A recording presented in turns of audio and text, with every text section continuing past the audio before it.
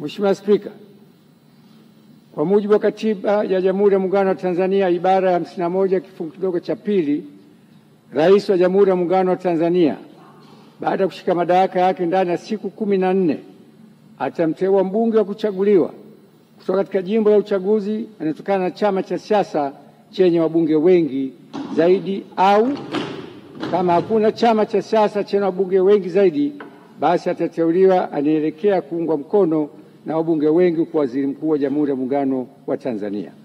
Hata hivyo, waziri mkuu atakayeteuliwa hatashika madaraka hayo hadi uteuzi wake umethibitishwa na bunge kwa azimio tukaungwa mkono na kura za wabunge walio wengi.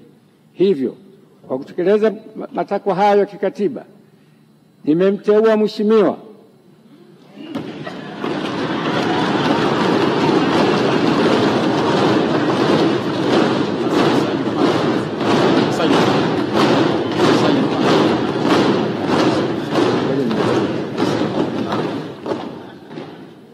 Daktari Mwigulu Lameck Nchemba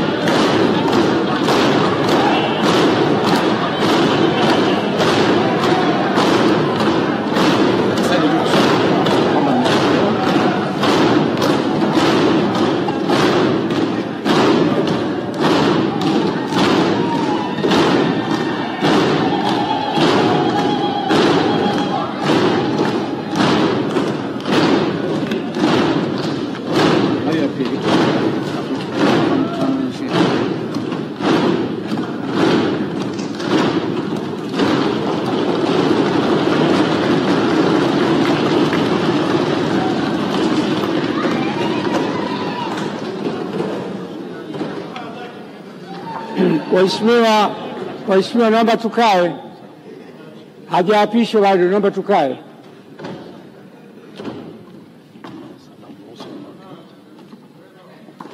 Sasa namruhusu mwakilishi wa Mheshimiwa Rais aweze kurudi kwenye majukumu mengine. Asante sana kamanda.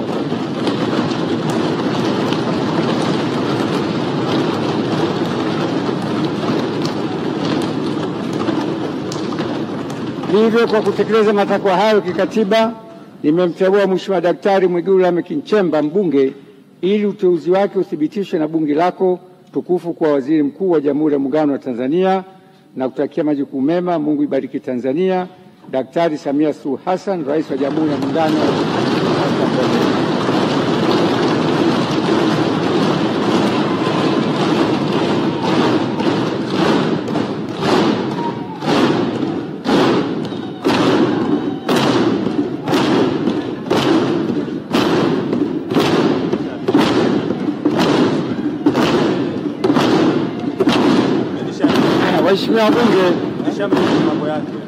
Waheshimiwa wabunge,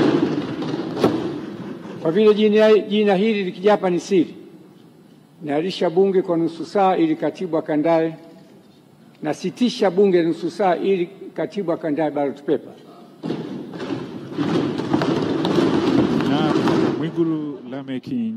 Mwigulu Lameck Nchemba, miaka yake 50 hivi sasa, alizaliwa Januari 7 mwaka 1975. Pasi na shaka wananchi kutoka Makunda pale wilaya Iramba watakuwa na ndelemo, vifijo na vigeregere. Kijana wao kutoka Singida ndiye ambaye ametajwa hapa kuwa waziri mkuu ajaye wa Jamhuri ya Muungano wa Tanzania. Watakaothibitisha ni bunge, kama ambavyo ibara ya 51 ya Katiba ya Jamhuri ya Muungano wa Tanzania fungu la pili linavyosema, na majukumu yake yakiwa katika ibara ya 52.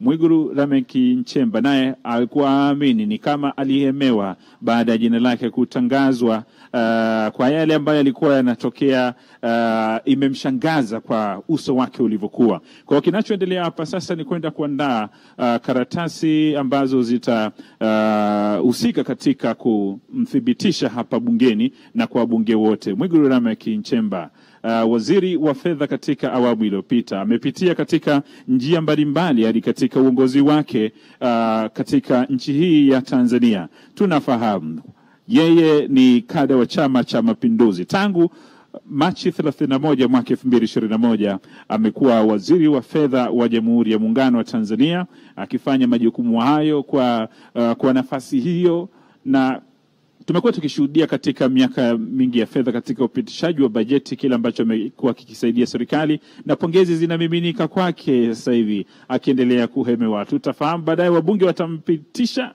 ama itakuwaje.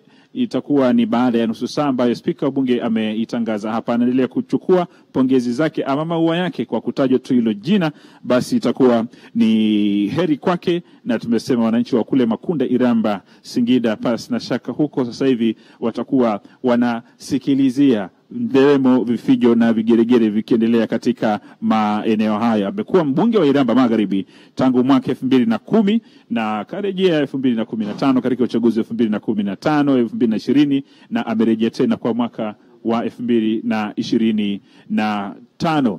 Wakati hayo yakiendelea, tukisubiri mchakato huo wa kurejea hapa kwa ajili ya zoezi la uthibitishaji, na kwa mujibu wa katiba ya Jamhuri ya Muungano wa Tanzania, kama akithibitishwa hapa, basi shughuli itakayokuwa inafuata ni kuenda kuapishwa na Rais wa Jamhuri ya Muungano wa Tanzania. Mwigulu Lameck Nchemba, ambaye ametajwa hapa baada ya jina lake kuletwa na mpambe wa Rais Brigadier General Nyamburi Mashauri kwa spika wa Bunge la Jamhuri ya Muungano wa Tanzania, na hayo ambayo yamewekwa hadharani yanasubiriwa huku pongezi zikiendelea kumiminika kwake. Tupitie tu baadhi ya mambo ambayo yanamweka Mwigulu Nchemba katika nafasi hiyo na uzoefu wake kwenye utendaji. Huyu ni mchumi mbobezi kabisa, daktari wa uchumi, Dr. Mwigulu Nchemba, na tunakumbuka Mei mwaka 2020 yeye aliteuliwa kuwa waziri wa Katiba na Sheria baada ya kifo cha aliyekuwa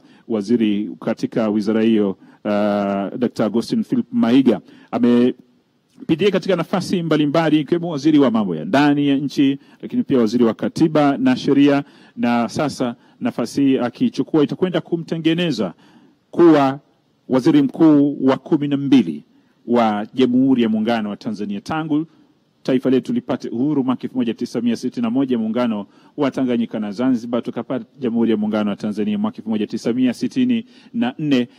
Hii shughuli Mwalimu Julius Kambarage Nyerere yeye akisimama kwenye jukwaa kama waziri mkuu wa kwanza kabla ya kuwa rais wa Jamhuri ya Muungano wa Tanzania mwaka 1961, lakini akampisha Mfalme Rashid Kawawa ili aende kukijenga chama. Lakini baadaye tulipokuwa jamhuri mwaka 1962, uga ukarejea kwa mzee Kawawa na Julius Kambarage Nyerere yeye akawa rais wa Jamhuri ya Muungano wa Tanzania. Hivyo basi wale wote waliopita katika uga huo kulifanya taifa la Tanzania kufikia hapa lilipo, kwao ni kongole, na yeye atasimama kama kiongozi wa shughuli za serikali hapa bungeni, na tunasema ni kiranja ambaye atakuwa kiunganishi baina ya serikali ya Tanzania lakini pia na bunge la Jamhuri ya Muungano wa Tanzania.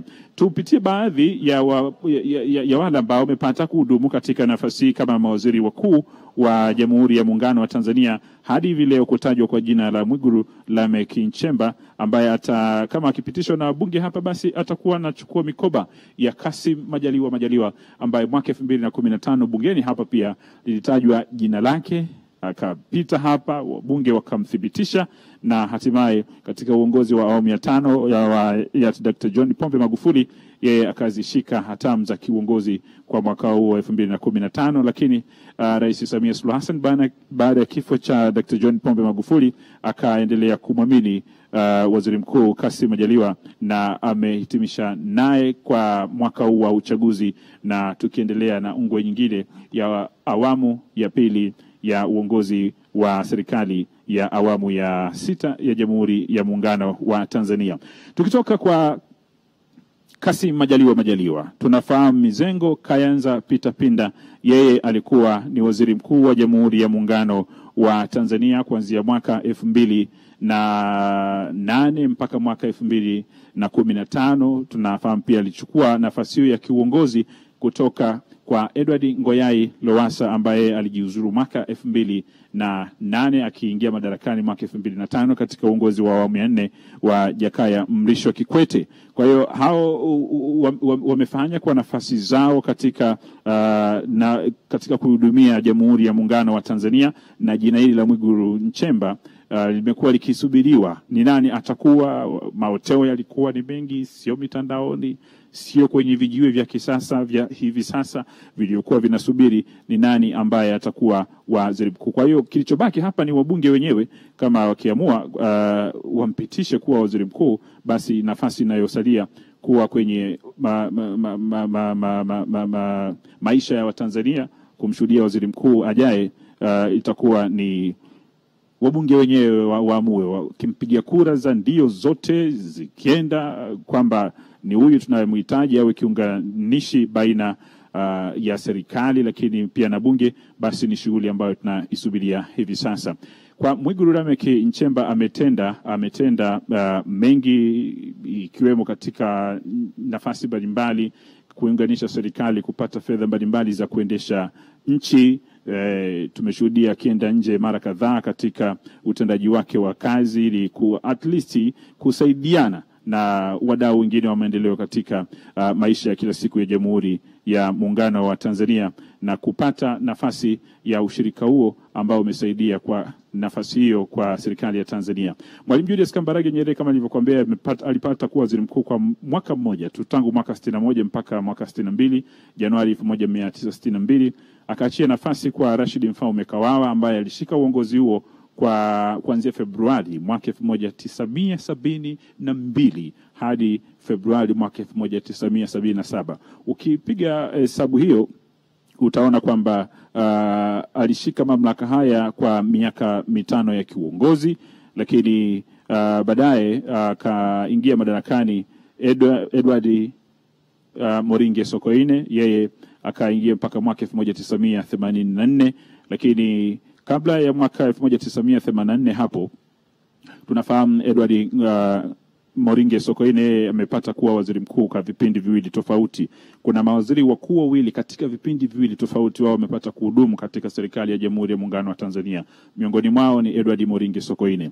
Cleopa David Msuya, yeye alishika uongozi huu kuanzia mwaka 1980, lakini pia katika kipindi kingine akaja akashika mamlaka ya kiuongozi huu mpaka mwaka 1984 Novemba. Salim Ahmed Salim, yeye akashika nafasi baada ya kifo cha Edward Moringe Sokoine Aprili 1984. Tunakumbuka Edward Moringe Sokoine akiwa anatoka hapa bungeni akipita pale Morogoro akapata ajali ya gari ambayo ilikatisha ndoto zake na ikazua huzuni kubwa kabisa kwa wananchi wa Jamhuri ya Muungano wa Tanzania. Tukawa tumempoteza Edward Moringe Sokoine. Kwa hiyo katika madaraka hayo akaingia Salim Ahmed Salim ambaye kiongozi alihudumu kutoka Aprili 1984 hadi Novemba 1985. Katika uongozi wa awamu ya pili ya Rais wa Jamhuri ya Muungano wa Tanzania ambaye ni Ali Hassan Mwinyi, aliingia mwanasheria nguli kabisa wa Jamhuri ya Muungano wa Tanzania ambaye amepata kuwa waziri mkuu ambaye alianza kushika mamlaka hayo Novemba 1985 hadi Novemba mwaka 1990. Huyu ni Jaji Josefu Sinde Warioba, akashika mamlaka hadi mwaka 1990, na yeye aliteuliwa kipindi hicho akapata nafasi pia ya kuwa waziri mkuu. Lakini mwaka 1990 mwezi Novemba, John Samuel Malechera, kifahamika enzi hizo kama Tingatinga, yeye akapata nafasi ya kuhudumia Jamhuri ya Muungano wa Tanzania kama waziri mkuu wake kuanzia Novemba 1990 hadi Desemba 1994. Yeye alikuwa mbunge wa Mtera hapa Dodoma, na ili jimbo la Mtera hivi sasa linaitwa jimbo la Mvumi. Katika hali ambayo pia ilikuwa ni kama surprise, tunasema vijana wanasema surprise package yenye kushangaza zaidi, pia katika uongozi wa awamu ya 3 ya Rais Benjamin William Mkapa, Mwenyezi Mungu amrehemu, akalitaja jina la Frederick Truais Sumaye Novemba 1995, mwezi Novemba kama huu, kuwa waziri mkuu wa Jamhuri ya Muungano wa Tanzania na jina hilo likapitishwa, na yeye alihudumu kwa miaka 10 hadi Desemba mwaka 2005 ambapo akashika uongozi Dr. Jakaya Mrisho Kikwete kama rais wa awamu ya 4 ya Jamhuri ya Muungano wa Tanzania, na Edward Ngoyai Lowassa, Mwenyezi Mungu amrehemu, naye akaingia madarakani Desemba mwaka 2005 na akashika uongozi hadi Februari mwaka 2008, na yeye alijiuzuru nafasi hiyo hapa bungeni Dodoma. Na kwa nafasi, kwa sababu alijiuzuru, inamaanisha serikali ikabidi nafasi yake, alipoondoka kwenye nafasi yake ikabidi serikali ivunjwe na kuunda baraza jipya la mawaziri, na Dr. Jakaya Mrisho Kikwete akaja na waziri mwingine mkuu mpya, Mizengo Peter Pinda, yeye akiwa ni waziri mkuu wa 10 wa Jamhuri ya Muungano wa Tanzania mwezi Desemba mwaka 2008, na akahudumu katika serikali hadi Februari mwaka 2015. Kassim Majaliwa yeye aliingia madarakani Novemba mwaka 2015 hadi Novemba mwaka 2025 tunapozungumza hivi leo, na anayejulikana sasa. Kulikuwa ni maswali mengi yanasubiriwa, watu wanauliza ni nani atakuwa waziri mkuu wa Jamhuri ya Muungano wa Tanzania katika awamu ya 6 muhula wa pili. Jina ambalo limetoka kutangazwa hapa ni la Mwigulu Lameck Nchemba, bunge la 13, atakayesimama humo bungeni akiwakilishi cha uongozi ama kiunganishi baina ya serikali lakini pia na bunge ni yeye. Tunasubiri kura kama zikimpitisha hapa, basi nafasi itakayokuwa inafuata ni kwenda kuapishwa na rais wa Jamhuri ya Muungano wa Tanzania kama ilivyo matakwa ya kikatiba. Katiba ya Jamhuri ya Muungano wa Tanzania inamsema ni nani huyu waziri mkuu, na misingi yake ya utendaji wa kazi inabidi iweje.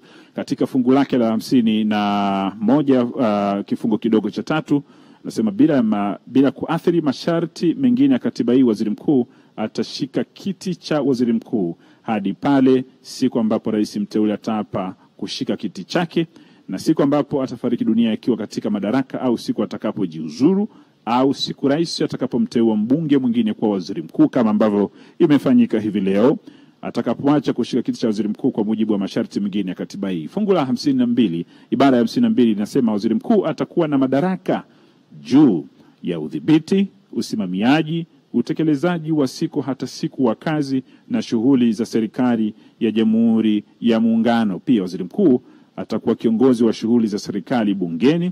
Katika utekelezaji wa madaraka yake, waziri mkuu atatekeleza au kusababisha utekelezaji wa jambo lolote au mambo yoyote ambayo rais ataagiza kwamba yatekelezwe. Lakini pia waziri mkuu atawajibika kwa rais kuhusu utekelezaji wa madaraka yake, inasema ibara ya 53 katika kifungu kidogo cha kwanza. Na kwa mamlaka serikali ya Jamhuri ya Muungano wa Tanzania chini ya mamlaka rais ndiyo itakuwa na uwezo wa kufanya maamuzi juu ya serikali ya Tanzania kwa ujumla, na mawaziri chini ya uongozi wa waziri mkuu watawajibika kwa pamoja bungeni kuhusu utekelezaji wa shughuli za serikali ya Jamhuri ya Muungano wa Tanzania. Ndio maana waziri mkuu akiwa hapa bungeni, yeye uhusika kujibu maswali, na katika kipindi kilichopita kulikuwepo na maswali ya papo kwa hapo kwa waziri mkuu ile siku ya Alhamisi. Kutakuwa na utaratibu mwingine wa tofauti kwa waziri mkuu ajaye. Hayo ni mambo ya kusubiri na kuona, na yeye